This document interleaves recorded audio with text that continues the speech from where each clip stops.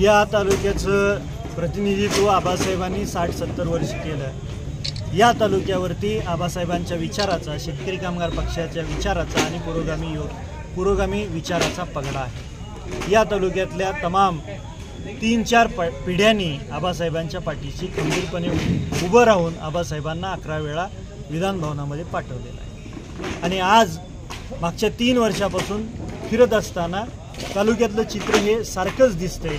जे मागच्या 55 वर्षामध्ये आबासाहेबांनी जो विचार जपला तोच विचार इथले मतदारसंघातील कार्यकर्ते आणि निष्ठावंत नागरिक जपत आहेत। मागच्या पंचवार्षिकला शेतकरी कामगार पक्षाचा उमेदवार या ठिकाणी पराभूत झाला थोड्याशा मताने, आणि त्याच्यानंतर या तालुक्याची आणि मतदारसंघाची काय वातावत झालेली आहे हे आपण सर्वजण पत्रकार बंधू आणि इथले नागरिक जाणता। या तालुक्यामध्ये प्रशासकीय अधिकाऱ्यांना घरगड्यासारखं वागवलं जातं।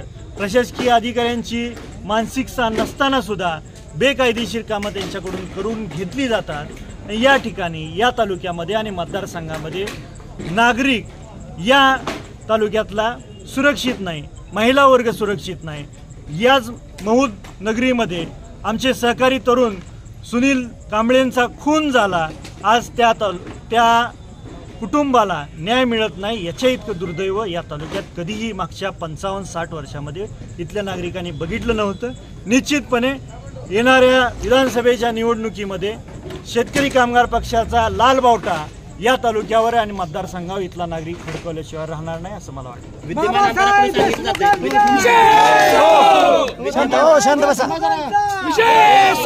विद्यमान आमदाराकडून सातत्याने सांगितलं जाते की सांगोलमध्ये मी मोठ्या प्रमाणात निधी आणलाय, विकास कामं केली, ते काय वाटतं? निश्चितपणे याचे उत्तर येत्या निवडणुकीला, विधानसभेच्या निवडणुकीला इथली जनता देईल। मला सांगण्याचं काही गरज नाही, वाटत नाही। आणि काय निधी आला आहे, कशासाठी निधी आणला आहे, इथली जनता सुज्ञ आणि त्यांना ते सगळं माहीत आहे। आजच झालेल्या या कार्यक्रमामध्ये काँग्रेस पक्षाचे तसेच राष्ट्रवादीतर्फेही खासदार साहेब मंचावर होते। जवळपास तुमची उमेदवारी जाहीर झालेली आहे, काय सांगाल तुमची उमेदवारी जाहीर झाल्यावर? मी असं म्हणणार नाही, कारण हा शेतकरी कामगार पक्ष हा कार्यकर्त्यांचा आणि केडर बेस पार्टी आहे। मी वारंवार सांगतो की या तालुक्याचा शेतकरी कामगार पक्षाचा उमेदवार हा इथला केडर आणि कार्यकर्ता ठरवणार आहे।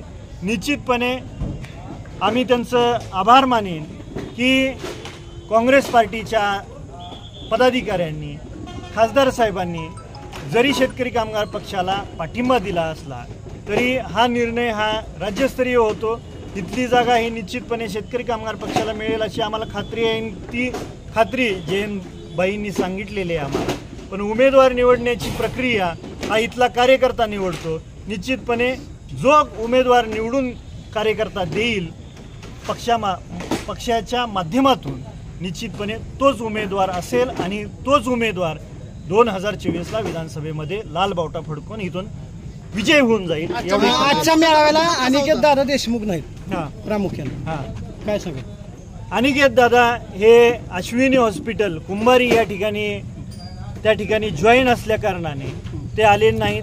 ते तालुक्यामध्ये बुधवार, शनिवार, रविवार येतात। ज्या वेळेस त्या दिवशी पक्षाचा कार्यक्रम असतो त्या कार्यक्रमाला अनिकेत दादा उपस्थित असतात। निश्चितपणे हा प्रश्न मला न विचारता पवन भाऊ आपण त्यांना विचारलेला बरं पडेल।